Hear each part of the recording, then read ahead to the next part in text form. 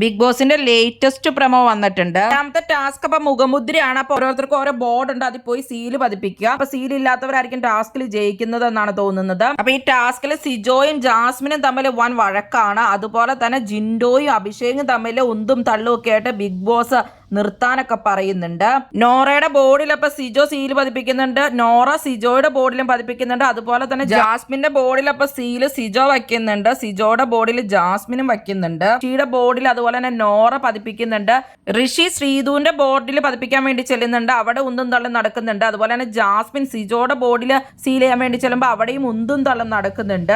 അതുപോലെ തന്നെ ജിൻഡോയുടെ അടുത്ത് ഋഷി ചെല്ലുമ്പോഴും വഴക്കെടുക്കുന്നുണ്ട്.